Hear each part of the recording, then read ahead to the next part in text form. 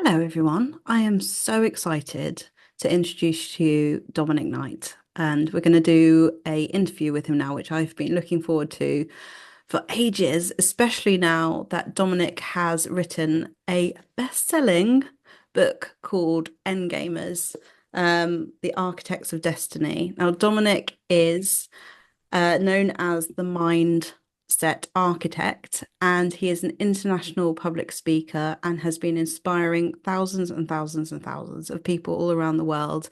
And now he's written this amazing book, which I have read, and I can't tell you how inspiring and how uplifting this book is to read.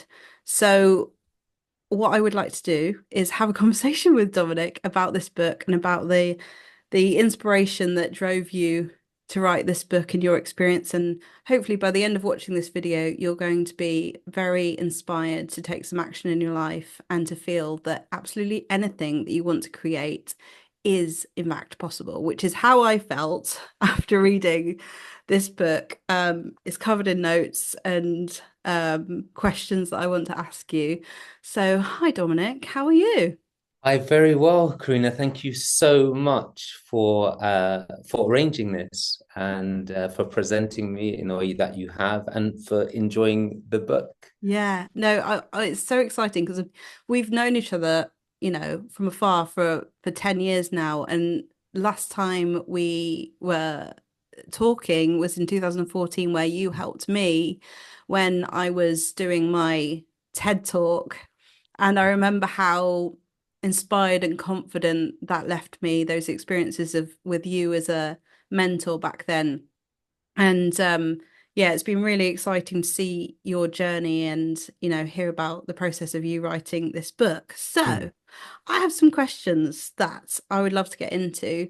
Um, one of the things that you talk about repeatedly in the book is authenticity and the power of authenticity and honesty and being your authentic self. So, one of the questions that I have that I think might help people is how do you know when you're not being your authentic self? And how can you, when you feel in the thick of not being your authentic self, navigate to a place of authenticity?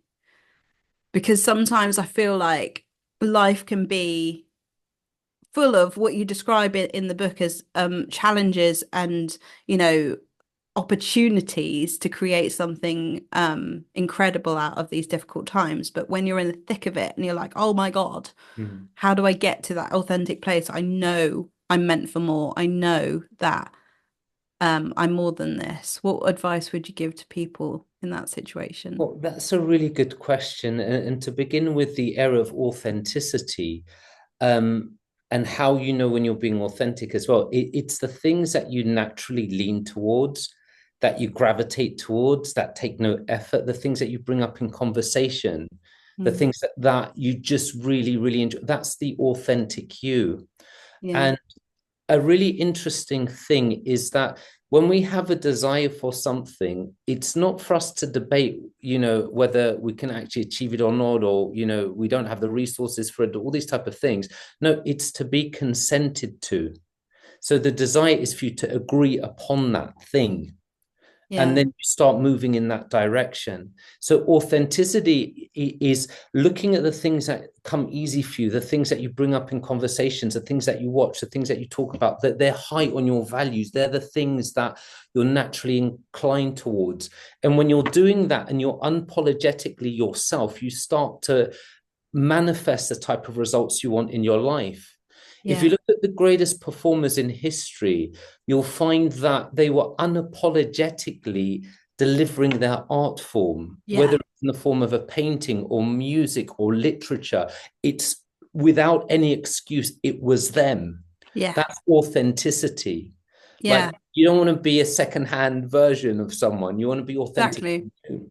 You And talk about that with yeah. Coco Chanel, the example of how she is, there's no one else like her or any of the things that she does.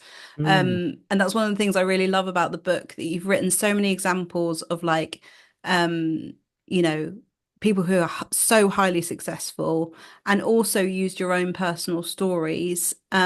Is there any particular, inspiration? I mean, you've talked about lots of people that have inspired you in this book, but is there anyone in particular that you have gravitated to over and over and over again as a source of inspiration that you find yourself being like, having driven you to reach higher in your life of the stories that you've shared? Yeah, I mean, there's a few of them. Like what I realized, what I came to realize is that when you see someone doing something exceptionally well, the reason we all move and we gravitate towards that person, wow, what they're doing, is because unconsciously it highlights within us the potential that we can achieve something great as well, and we don't even realize it.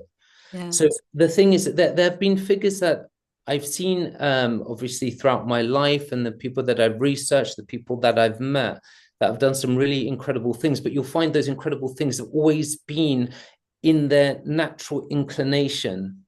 It wasn't something forced. It wasn't something contrived. It wasn't because other people were trying to get them to do it. Yeah. It was themselves. You see, it was them being authentic to themselves. I mentioned Elvis Presley in the book, great in level, a person who greatly inspired me. And Yeah. again, you're talking about someone who created his own style of music from scratch. It was just who he was, Yeah. right? Yeah. And I can go on about someone like Bruce Lee, for example, with martial arts. It just suddenly you have this person who, in the midst of in the United States around the early 70s, he had in his mind, actually in the late 60s, in his mind, he set a goal that he wanted to be Hollywood's biggest star. Mm. Now, you're talking a short Oriental guy in the midst of quite a racist America, having the audacity to think that he wants to be the biggest Hollywood star. The reality is it happened. Yeah. You see, his mind and his energies were so transfixed on the outcome he wanted that the universe conspired to make that thing happen. In Yeah. fact, they found in his private library, he had a copy of the book Think and Grow Rich by Yeah. Napoleon Hill, and he had written out his manifestation goal of wanting, and he said that he will become the highest paid actor. He will be the most popular person in all of Hollywood. So Bruce Lee is someone that, it's something where someone achieves something where it's out of the ordinary. Like ordinarily, that should not be possible. Like the world is not prepared for that, or there's nothing to indicate that that thing can occur. Then the person makes it occur. Now, in terms of manifestation, which I want to bring it to now, if you say, "Well, I'm going to manifest a cup of coffee or £100," but look, anyone can get £100 or a cup of coffee. That's not manifestation. Yeah. Manifestation is acquiring something where it's outside of the ordinary. The probability of that occurring is very like it's not going to happen. Like ordinarily that can't, then it occurs. That's the essence of true manifestation. So what do you think blocks people from getting to that state then of really truly knowing within themselves that that is possible? And it kind of makes sense because when you're thinking about something that seems impossible, maybe it seems impossible even to you, but it's like having that blind faith. And I suppose what I'm leaning towards is the question of how people respond to the changes in themselves and the world that they experience and what they might do to block things. So, for example, I'll just give an example of myself.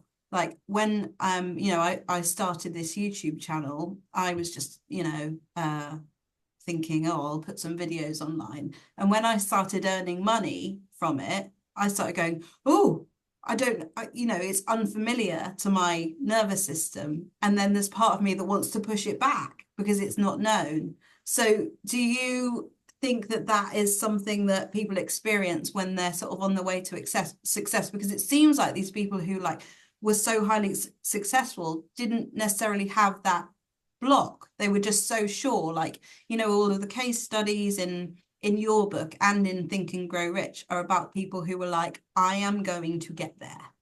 this is my plan, this is my intention, this is what I'm going to do, and that's how I see myself.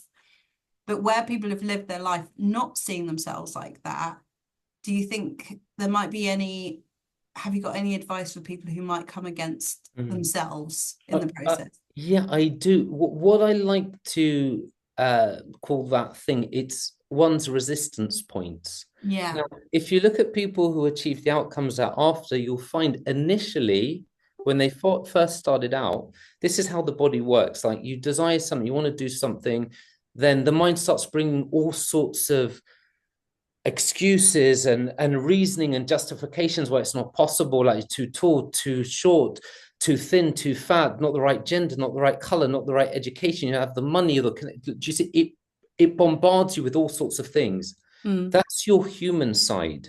Yeah. So the reason that the people who achieve the outcome get to that outcome is firstly, they are in the grain of that thing they naturally like, and they are working towards it. And then when the resistance points come up, which they do, they learn to step outside of that and start to focus on the bigger picture. It's almost like when the resistance points appear, it's for you to take a moment, recognize that's just your human self, that's your Mm. ego, that's your, Mhm. it's just the monkey mind coming up with all sorts of things. And it's just to take a moment from that and then start paying attention to what you want to achieve. Do you Yeah. see? So the thing is, it's human.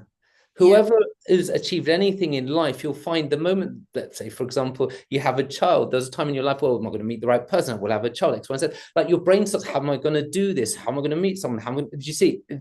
But there was a moment where the desire was there and the circumstances started to appear. And it was very natural, Yeah. Yeah. right?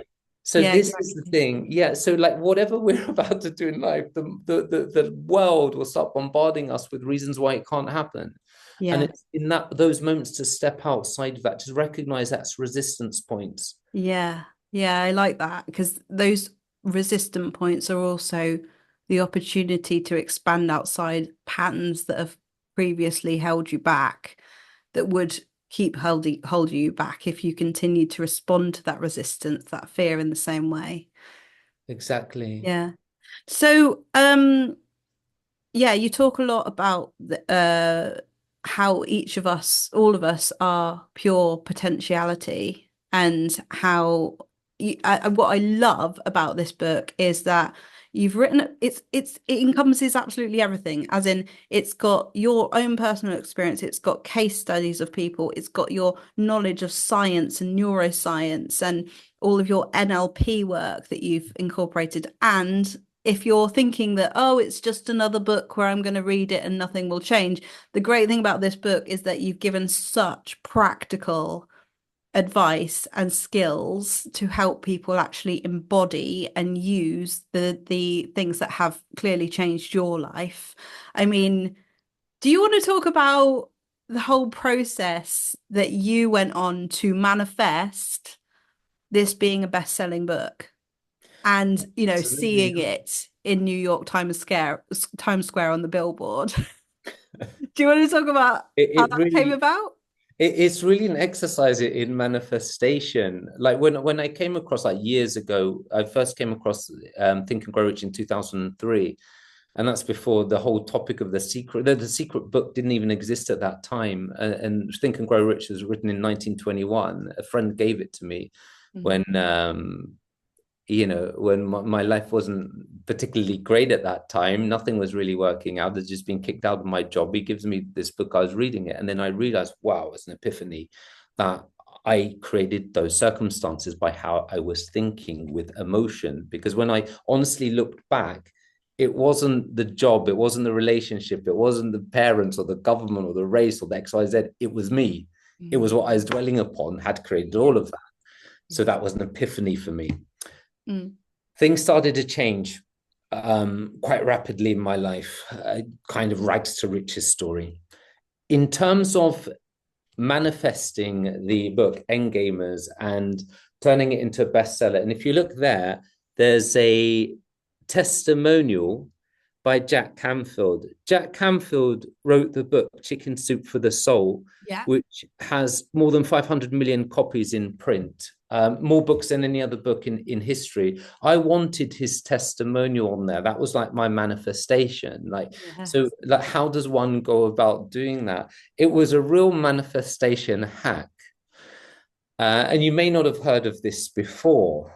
But anyway, um, I was dwelling upon what it would be like to have his testimonial on the book. You know, I've read his works before. I think that they're really great. They're really inspiring. And I really wanted him to read my book and have the testimonial. Now, what we dwell upon for others has a potential to occur for them. And that's Right. why praying for others, seeing others in the best light, Mhm. it can, even people say, well, no, manifestation completely personal. Yes, it is. But if you can dwell upon something for another, you have the potential of producing the outcome. Yeah. That's why I'm saying manifestation hack. I said to my son's 23, by the way, is a multiple time gold medalist in Brazilian Jiu-Jitsu, European gold medalist, and he had his first MMA bout, which he won in spectacular fashion, is Olympic caliber, best in the world of what he does. Mm. I said to my son, I want you to imagine and dwell upon Jack Canfield's testimonial on my book. And he said, yeah, and I said, do you want me to tell you who he is? And he said, no, I don't know who he is. Doesn't matter. So I had my son visualize his testimonial on the book. Okay. Now I done some inspired action, right? I was just like so certain of it. And the reason I got my son to do that is because at that moment, my mind was kind of like, how am I going to get hold of this guy? The guy's got $1 billion company, he's friends with Oprah. There's no way you can get hold of it. So like my mind was so I just got my son to visualize that. I done a little bit of lead sourcing. I came across his email and just directly wrote to him. And he sent me his home address. I sent him a photocopy of the manual. Mm. A few weeks later, I wrote to him. I said, what did you think? And he wrote to me the testimonial, which was, when was the last time you felt you could do anything? This is the one book that will rekindle that spark. Yeah. And that's on the billboard in Times Square. Oh my God.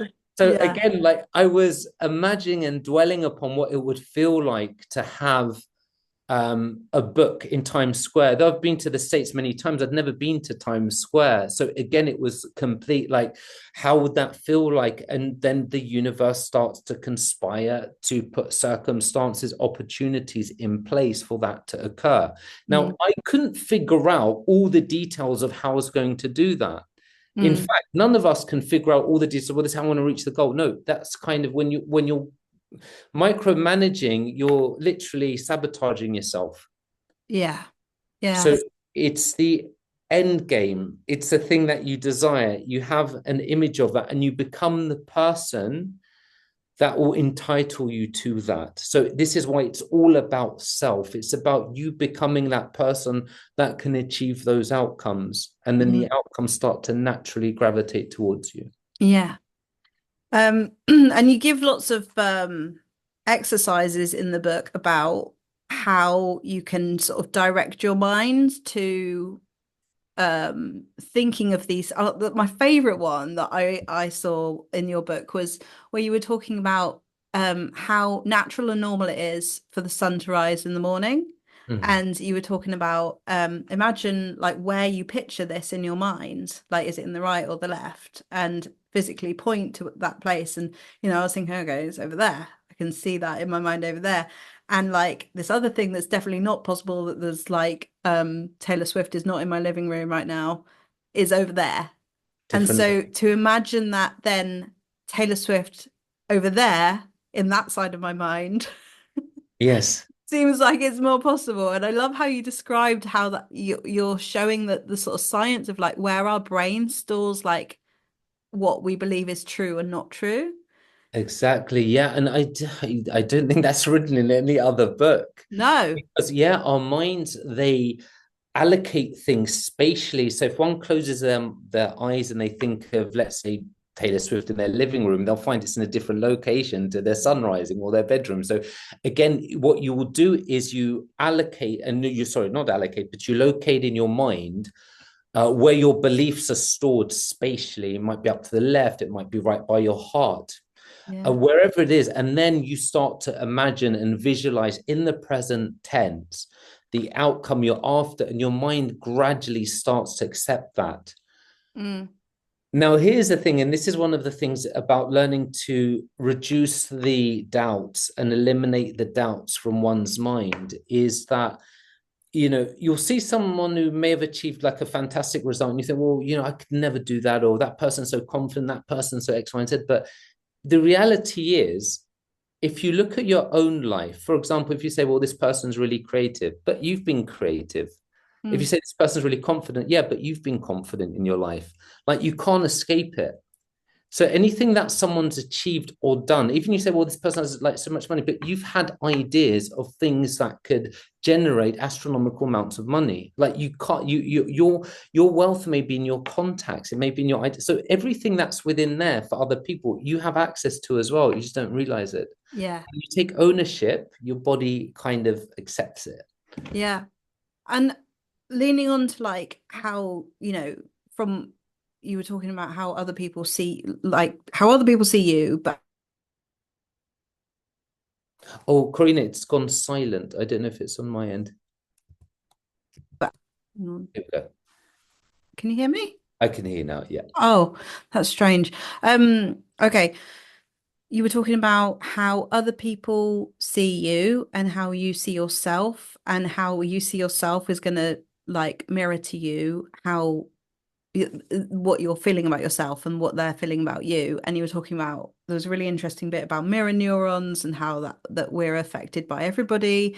And then there's also what I love about the kind of essence of this whole book, like you described just before we got onto this recording, was that you've got this real recurring theme of like love and non-judgment. And I love the phrase that you wrote in there, which was really inspiring, to go into every connection and every relationship as, I'm going to make this person so happy they met me. Like, can I offer that? And how do you think that's influenced your own life and your success in your relationships?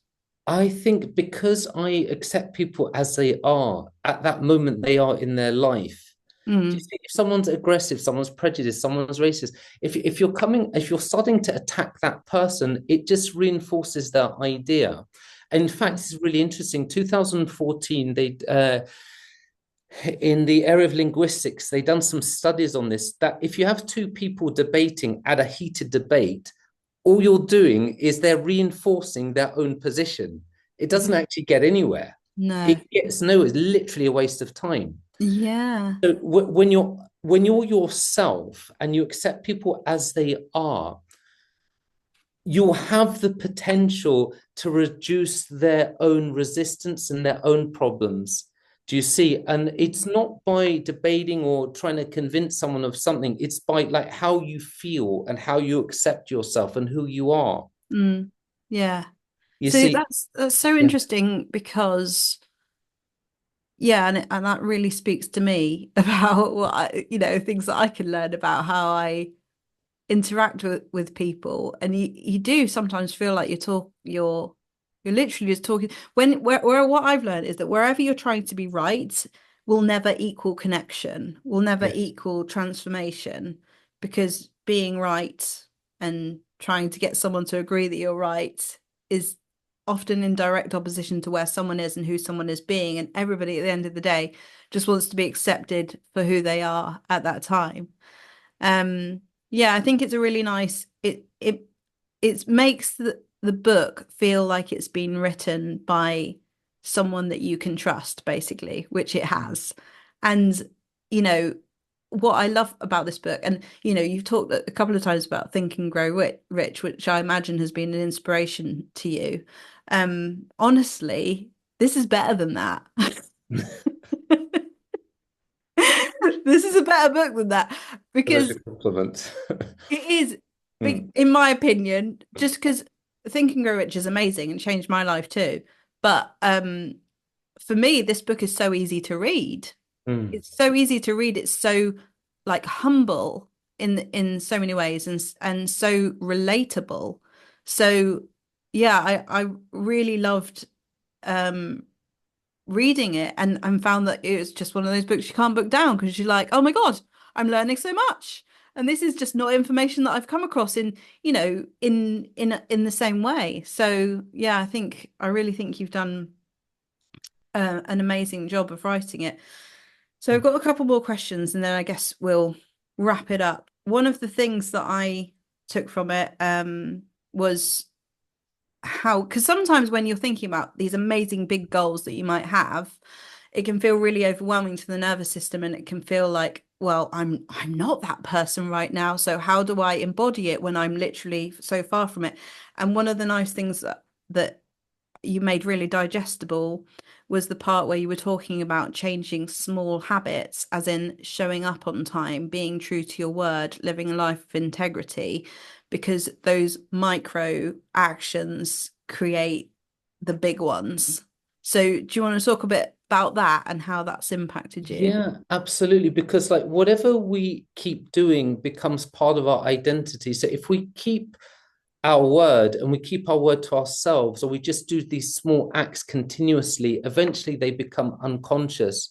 We're Yeah, not even thinking about it. And that's where we want to get to, where it's almost like riding a bike. You don't think about it anymore. yeah.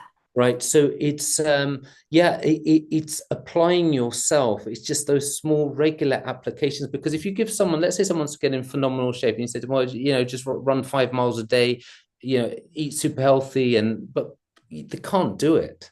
No. It's too much in one go. So Yeah. like if one wants to get in really good shape, well, can you do like 5 push-ups, 5 squats, and 5 sit-ups once every hour? Is that possible? Anyone Mm, could do that. Now, what mm, happens if they've done that for like 8 hours, every hour, after 8 hours? mm. If they've done 10, what are you talking? You're talking like a lot of push-ups, a lot of sit-ups, a lot of squats. Do you see? It starts accumulating, and then the person starts getting used to that. So Yeah. it's just starting off with small actionable steps. And when you keep imagining yourself as your ideal, eventually it just starts sinking in, and your actions will start to coordinate with that image.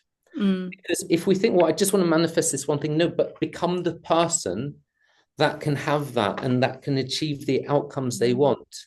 yeah. And that goes into, because I mean, a lot Mhm. of my channel is talking about relationships, and you do have a whole section in the book about Yes. attraction and Mhm. like how that all works, which is so interesting. But yeah, it's often we're thinking about changing the other person, and actually, yeah, it is all about becoming the person who can have that type of dynamic that we want. Exactly. Because our happiest moments are in relationships in our lives. And if we're Mm. like authentically being ourselves and loving and accepting the person as they are, and they genuinely feel that, then you have the potential to create something really truly magical. And if you think, well, I don't like this about this person, but or that about this person. Look, the thing is, we are human beings with positive and negative traits. Every one of us can be kind, can be cruel, can be confident, can be inconfident, can be calm, can be agitated. Do you see? Like we've got two sides, there's no escaping anything. Yeah. And when we meet a partner, you'll find that we are normally attracted to something we perceive in them that we think we don't have within ourselves. Mm. But the Mm. reality is we do. When we start taking ownership for that, and we start observing the person that we are with or that we want to be with, and we're looking at the things that are really important to them, and we are delivering that as an act of love, not as not to manipulate, not to acquire or get that person. No, we're doing that genuinely as an act of love. That's what that person needs. Yeah. Start responding to that. Yeah. Yeah. Amazing. So, right, one last question. What is your intention then for this book? And what do you hope that every single person feels and achieves after having read it? Wow, what a question. I mean, the book is designed to inspire and empower people to live their greatest lives in the context of joy and love, and that thing of non-judgment and unconditional love, because the world today is in such turmoil. And Hmm. I think that when we learn to really start focusing on ourselves and the people that are around us, that's when we start to create change. The other thing within the book, which I really start pushing towards, is the idea that nothing is scarce. And Mm. we'll find wars are based on scarcity. You know, we'll find conflict is based on scarcity of resources. But the sad thing is, nothing is scarce. One of Yeah. the things that I wrote in the book is that you have mediocre asteroids that have more precious metals than the entire planet Earth, like tiny asteroids. Like Mm. there's nothing that is missing. If we Yeah. can walk into the world recognizing that there's an abundance of everything, and this is not to romanticize, not poetic, it's the absolute fact. Yeah. Nothing is limited. Yeah, sure, people may limit resources and spike prices, but the universe is unlimited and our Mm. potential is unlimited. So this is what I really want to get across to the audience, and begin like living your greatest life. You can do it. Yeah. Amazing. So I'm so grateful that you've come on. And yeah, everybody, I am going to put the link to this book in the description so that you can go and get it. And I really cannot recommend it enough. It's so good. Um, yeah, you can write that on your next book. It's so good Excellent. by Corey T. Thank you. Thank you so much, Karina. I really appreciate this. And thank you everyone for joining today as well. Awesome. Thank you. Bye. Amazing.